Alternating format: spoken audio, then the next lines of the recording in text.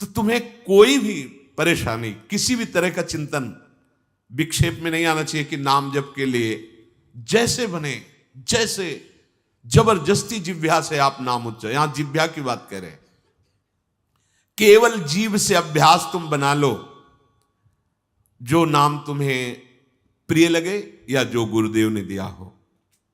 जीव के द्वारा प्रभु के नाम की आवृत्ति अगर निरंतर होने लगे तो बहुत जल्दी हृदय के जो पाप वासना मल हैं वो सब नष्ट हो जाते हैं। ध्यान से सुनो इसे। यदि हम बहुत काल तक, पातंजलि जी ने भी कहा, दीर्घ काल निरंतर सत्कार सेवितो दृढ़ भूमि, दीर्घ काल तक निरंतर आदर के साथ नाम जप करे, तो कह रहे जीव के द्वारा प्रभु के नाम की आवृत्ति निरंतर होने से पूर्व के जितने मल हैं, जितने संचित पाप हैं, जितने विक्षेप हैं, वो सब नष्ट हो जाते हैं। अभी तो शुरू ही नहीं किया है, अभी तो विक्षेप ही विक्षेप है, मल ही मल है, और आप कहते हो हमारे दुख दूर हो जाए। नाम जप करो, दुख दूर होने की बात क्या, दुख की निशानी नहीं रह जाएगी। जैसे अगाध समुद्र में मछली किलोल करती है, ऐसे हरि शरण में जो जीव होता है, भजन करता है, उसे अपार सुख मिलता है। सुखी मीन जिमि नीर अगाधा। अब तीसरी बात है, ये बहुत क्रम से जोर की, जैसे स्मृति तो उससे सब कुछ अनुभव होगा, पर उसकी प्राप्ति नाम जप से होगी। अब नाम जप में हमारी रुचि, नाम जप में हमारी भावना पुष्ट हो, उसके लिए कह रहे हैं तीसरी बात बहुत आवश्यक है, भगवान की कृपा पर पूर्ण विश्वास होना। ये तीसरी जो बात है, ये बहुत जोर की बात है। कृपा पर विश्वास हो जाना, भगवान हम पर कृपा किए हैं और उनकी कृपा से हमको निश्चित भगवत प्राप्ति होगी। कई बार विश्वास की, कृपा की चर्चा हुई है। ये तीसरी बात बहुत आवश्यक है उपासक के हृदय में। भगवान के कृपा बल से अब मुझे निश्चित भगवत प्राप्ति होगी, इसमें कोई संदेह नहीं है। देखो, पहली बात, स्मृति से सब कुछ प्राप्त हो जाएगा, पर बड़ा कठिन है, क्योंकि स्मृति तो हमारी जगत के भोगों की चल रही, संसार की, देह की। तो बोले नाम जप जो है वो आपकी स्मृति को जागृत कर देगा। जितना आप अधिक नाम जप करेंगे, आपके पाप सब नष्ट हो जाएंगे। नाम जप में भी बराबर तो हिम्मत नहीं पड़ रही, आध घंटा थोड़ा समय। नाम जप कोई साधु महात्मा एकांतवास करके 24 घंटे प्रयासरत, उनकी बात हो सकती है। हमें तो जब मिला समय तब भले नाम, अभी इतना अभ्यास नहीं। तो बोले निरंतर नाम जप और स्मृति दोनों को जागृत करने की सामर्थ्य तीसरी बात में है। भगवान की हम पर बहुत कृपा है। भागवत में भी एक जगह कहा है कि जो भगवान की कृपा का अनुभव करते हुए प्रारब्ध के अनुसार दुख सुख आता है, उसे भोग लेता है, शिकायत नहीं करता, उसमें विचलित नहीं होता है, और हर समय भगवान की कृपा का, हमारे ऊपर बहुत कृपा है, तत्यनुकंपा, ये श्लोक ऐसा है। उसे भगवत प्राप्ति ऐसे हो जाती है जैसे पिता की संपत्ति पर पुत्र का अधिकार स्वयं हो जाता है। ऐसे हर समय भगवान की कृपा का अनुभव करना बड़ी कृपा है हमारे ऊपर। जो दुख सुख आवे उसे सह लेता है, भगवत चिंतन, वो निश्चित भगवत प्राप्त हो जाता है। तीसरी बात है हृदय में बैठालनी कि भगवान की कृपा बल पर भगवत प्राप्ति बिल्कुल निश्चित हो गई मेरी। ये मानने में क्या जाता है तुम्हें? तो आप कह दो कि हमारे अंदर तो विकार हैं, अभी भजन नहीं। भगवान की कृपा बल की बात कर रहे हैं। पहली स्मृति, दूसरी नाम जप, तीसरी बात करें कृपा बल पर। उनकी कृपा से क्या नहीं हो सकता? कहो कृपा ते कहा ना हुई। अरे वो मूक से वेद पढ़वा दे, लूले लंगड़े से सुमेर पर्वत फंदवा दे, छोटे सांप के बच्चा से गरुड़ को खा जाए, भगवान भगवान।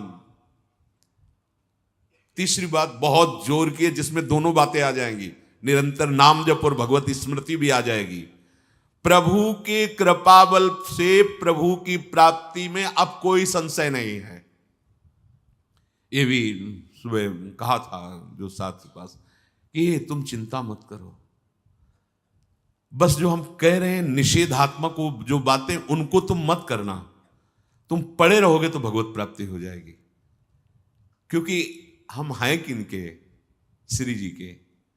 यहां जो भी आप छोटी सी भी चेष्टा कर रहे हैं, बहुत बड़ा भजन हो रहा है, महल में है, वृंदावनेश्वरी के धाम में है, एक छोटी सी भी चेष्टा, जैसे कहीं सोनी लगा दिया, कुछ भी जो भी चेष्टाएं कर रहे हो, खान पान संबंधी भी जो चेष्टाएं कर रहे हो, वो आपका भजन। या फिर स्वार्थ आपने भजन गए, तुम चिंता मत करो भगवत प्राप्ति की। ये हम केवल निज जनों से नहीं, माइक से कहें कई बार कि आप सबको निश्चित भगवत प्राप्ति होनी, इसीलिए प्रभु ने धाम बुलाया, सत्संग सुनाया। अगर प्रभु को अपनी प्राप्ति न कराना होता तो संयोग क्यों देते? हम फंसे होते माया प्रपंच में। तो तीसरी बात कि अब हमें कोई संशय नहीं, मेरे को भगवत प्राप्ति निश्चित होगी, क्योंकि मुझे भरोसा है श्री जी का, मुझे भरोसा है वृंदावन का, मुझे भरोसा है आचार्य और गुरु का। अब ये बातें हमें डर पाओ मत। हाँ, हमारी कमजोरी है, हम अभ्यास कर रहे हैं भजन का, पर अब मुझे ये भय नर्क स्वर्ग अपवर्ग आसने ये आ गया भरोसे से, ये कृपा का भरोसा हुआ तो बात आ गई। मानो भगवान की प्राप्ति बस मेरे को हो ही गई, ऐसे रोज सोचना है। हे महापुरुषों के वचन है। तीसरी बात बहुत जोर की है, नाम जप और भगवत स्मृति इसी में आ जाएगी, क्योंकि भगवान की कृपा से सब कुछ हो जाता है। मुझे इस जन्म में भगवत प्राप्ति पक्का होगी, भगवान की कृपा बल से, प्रियाजू की कृपा से।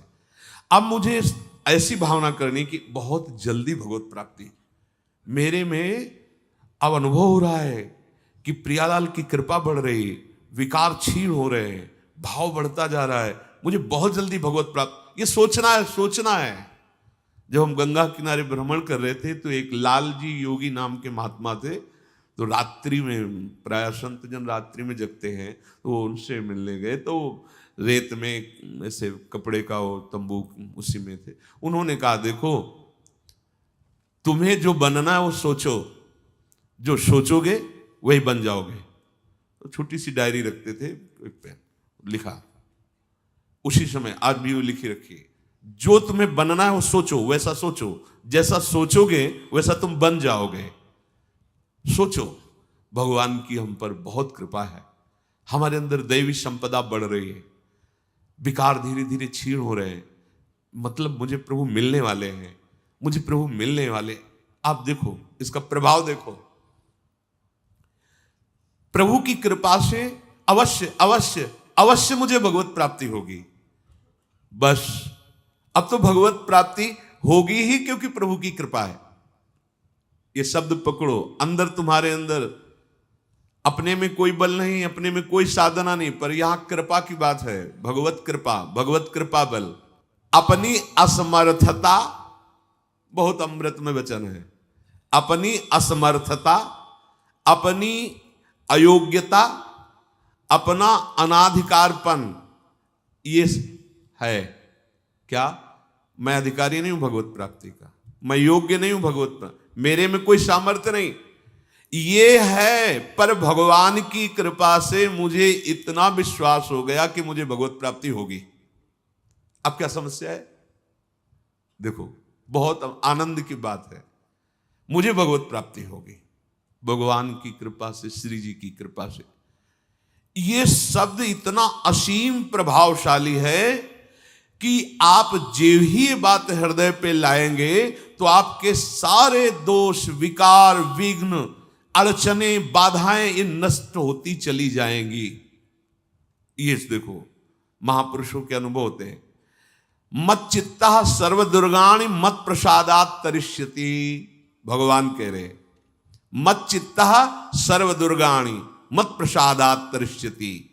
सारे के सारे विघ्न, सारे के सारे दोष, सारे की सारी भगवत प्राप्ति में जो अड़चने हैं वो भगवान की कृपा प्रसाद से नष्ट हो जाएंगी और मुझे भगवत प्राप्ति होगी। मत चित्ता सर्व दुर्गाणी मत प्रसादात, साधन प्रसादात नहीं कह रहे यहां, समझो, मत प्रसादात तरिष्यति, तू तर जाएगा मेरे कृपा से।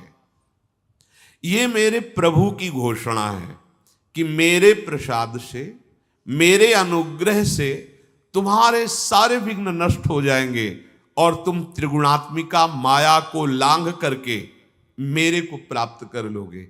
बस मेरी कृपा पर विश्वास करो, मेरी कृपा पर मत चित्त बन जाओ।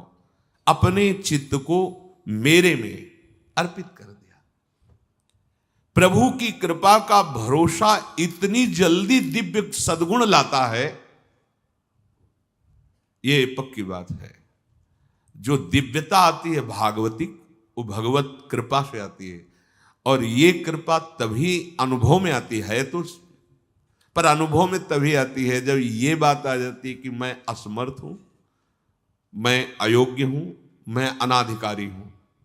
पर भगवान की कृपा है, प्रभु की कृपा है हम पर, अब मुझे निश्चित भगवत प्राप्ति होगी। ये तीन बातें जीवन में आना बड़ा कठिन होता है। असमर्थ हूं, अयोग्य हूं, अनाधिकारी हूं।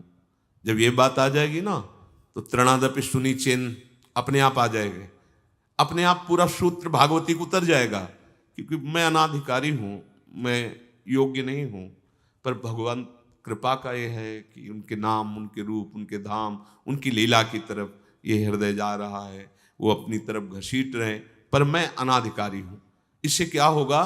अहम खत्म हुआ, दैन्यता जागृत हुई, और भगवद आश्रय होने से हम जिसका आश्रय लेते हैं उसका प्रभाव होता है। जैसे अभी हम शरीर का आश्रय लिए हैं, तो देख लो हालत क्या की हुई है। ये शरीर, ये संसार विषम कहा गया है। देखो कैसी हृदय की जलन, अशांति, भोग, वासनाएं, ये सब किसके आश्रय से? शरीर आश्रय से। अभी भगवद आश्रय, अंदर से भगवद आश्रय, अंदर की बात है। यहां मैं अनाधिकारी हूं, योग्यता मेरे में नहीं है, मैं किसी योग्य नहीं हूं, पर प्रभु की कृपा हम पर है, निश्चित मुझे भगवत प्राप्ति होगी। कह रहे इसका इतना बड़ा प्रभाव है कि इसमें जो सामर्थ्य जागृत होती है, भागवतिक सद्गुण जागृत होती है, वो किसी साधना से नहीं, इससे बढ़कर कोई दूसरा उपाय नहीं है। विश्वास भगवत कृपा पर। तुलसीदास जी भी महाराज कहते हैं कि वस्तुतः मेरे में कुछ नहीं है, पर है तुलसी प्रतीत एक प्रभु मूर्ति कृपामयी है। मेरे में ऐसा कोई सद्गुण नहीं कि मैं अपने प्रभु को रिझा सकूं, पर यह विश्वास है कि मेरे प्रभु कृपामय है, कृपा मूर्ति है। अपने साधनों पर जो विश्वास करता है, अपनी जितेंद्रियता पर जो विश्वास करता है, वो गिर सकता है। लेकिन जिसको अपनी अयोग्यता का भान हो गया है और प्रभु का भरोसा हो गया है, उसे कोई नहीं गिरा पाएगा, पक्का। बच्चा बन जाओगे, अयोग्य हूं, पर आपका भरोसा, तो कोई प्रश्न नहीं आएगा जीवन में। अगर प्रश्न आता है तो आप वाणी से बच्चा कहते हो, लेकिन अंदर अहंकार है, वो अंतर्यामी सदगुरु जानता है। मोमन कबहु तुम्हें ही ना लागो, ज्यों छल छाण स्वभाव निरंतर रहत विषय अनुराग। अगर हम अपने साधन की बात करें तो वह अच्छा साधन तो विषय का कर रहा है मन। देखो हम कभी पद्मासन लगा के किसी विषय का ध्यान नहीं करते, बहुत सुंदर बात। मोमन कबहु तुम्हें ना लागो, ज्यों छल छाणी स्वभाव निरंतर रहत विषय अनुराग। भक्ति में तो छल कर रहा है, लेकिन विषय चिंतन में छल नहीं कर रहा है, ईमानदारी से सच्चाई से विषय चिंतन कर रहा है। मेरा मन हे प्रभु कभी आप में ऐसे नहीं लगा जैसे विषय में ये छल छाड़ कर स्वाभाविक लगता है। विषय में कभी किसी को मन लगाना नहीं पड़ता है। देखो, विषय में कभी किसी को मन लगाना नहीं पड़ता, स्वाभाविक लगा रहता है, निरंतर लगा रहता है। और अटल लगा रहता है। देखो, अटल का मतलब बस वो यही शब्द स्पर्श रूप रसगंध इन्हीं में घूमेगा।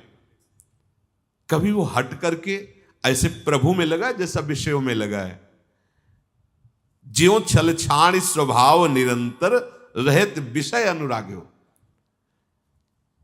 मेरे मन की दशा, मेरे इंद्रियों की दशा आपके अनुकूल नहीं है प्रभु, ये विषय के अनुकूल है। पर प्रभु मेरे मन में एक विश्वास हो गया है कि आपकी मूर्ति कृपामयी है और जीव ने नाम की ओट लई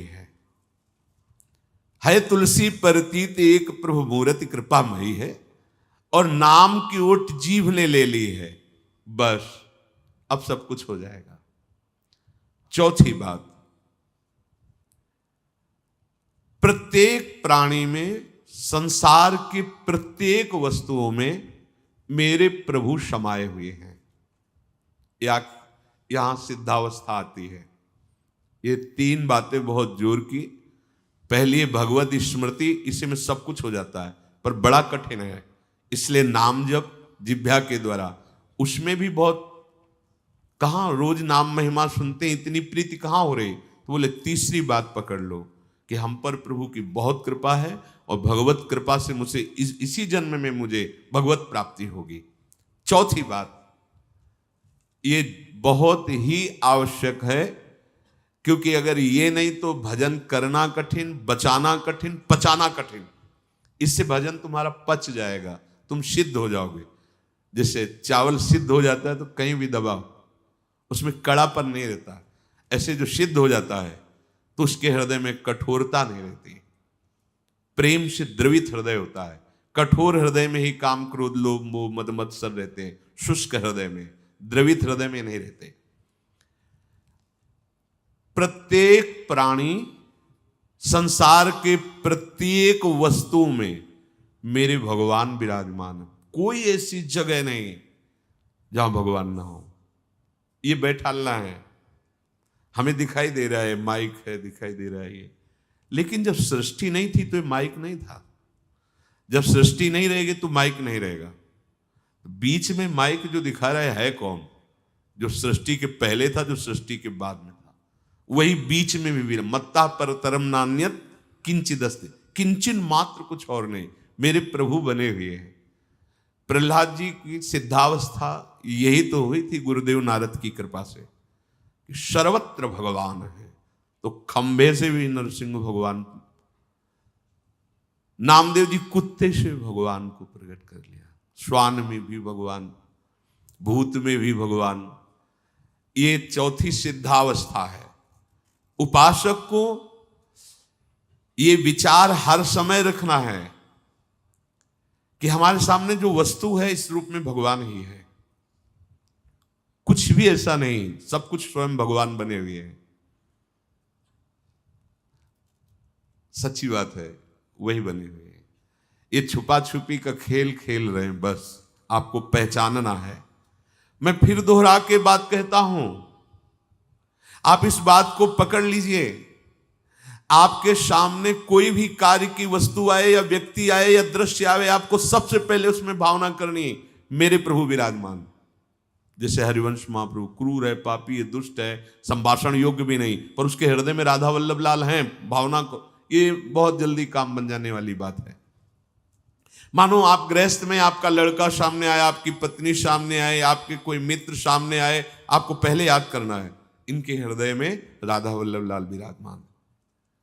वस्तुता वही है पूरे, पर हमें पहली भावना करनी है। ये वृक्ष सामने, वृक्ष तो है, पर इस वृक्ष के अंदर प्रभु हैं। अगर प्रभु ना होते तो इसकी सत्ता ही नहीं है, प्रभु विराजमान है। अब मेरे इष्ट देव इसके हृदय में विराजमान है, पर मुझे जो स्वांग करने को मिला है, पिता का, पुत्र का, जो भी, बिल्कुल स्वांग वैसे ही करना है। अगर मालिक का स्वांग करना है तो हम नौकर से बर्ताव वैसे ही करेंगे, जैसे पुत्र से बर्ताव, पत्नी से बर्ताव, पर अंदर भाव देखना है, मेरे प्रभु इसके हृदय में विराजमान है, मुझे ये सेवा दी है। आपका यदि स्वांग सही निकला देखो, स्वांग से निकलने का मतलब आप में ये कभी भाव नहीं आना चाहिए कि मैं पिता हूं। पिता का स्वांग कर रहा हूं, सामने आराध्य देव पुत्र के रूप में है, तो डांटना भी वो पूजा हो जाएगी भगवान की। महाप्रभु चैतन्य देव जी के पिताश्री को स्वप्न में एक दिन एक दिव्य महापुरुष प्रकट होकर बोले कि तुम निमाई को डांट रहे थे, पता है वो कौन है? डांटना ठीक नहीं। तो उन्होंने कहा, देखो प्रभु आप कौन है तो मुझे पता नहीं, पर हमारे पुत्र रूप में वो आए हैं, तो अभी तो डांटा है, अगर आवश्यकता पड़ी तो चपत भी लगाएंगे, क्योंकि ये सौभाग्य देने के लिए प्रभु आएंगे। तो हमें जो स्वांग मिला है वो तो कर रहे हैं, पर सामने देखना है कि गुरु का स्वांग दिया है, पर स्वयं जगत गुरु सामने शिष्य रूप में बैठे हैं। पुत्र, पत्नी, परिवार, व्यवहार, मेरे प्रभु इन रूपों में विराजमान है। तो सच्ची मानिए, ये चार बातें यदि आप अपने जीवन में ले आए तो भगवत प्राप्ति तो एक ही बात में हो जाएगी, किसी एक बात में। चारों में इतनी सामर्थ्य है, किसी एक में यदि आपकी स्मृति निरंतर तो भगवत प्राप्ति, नाम निरंतर जब तो भगवत प्राप्ति, और दृढ़ विश्वास किसी जन्म में मेरे को भगवत प्राप्ति हो जाएगी भगवत कृपा से, तो भगवत प्राप्ति, और सब में भगवान की भावना तो भगवत प्राप्ति। और जिसमें चारों ये पूर्ण हो गए तो सिद्ध महापुरुष हो जाता है। जीवन की परम सार्थकता इसी जन्म में भगवत प्राप्ति हो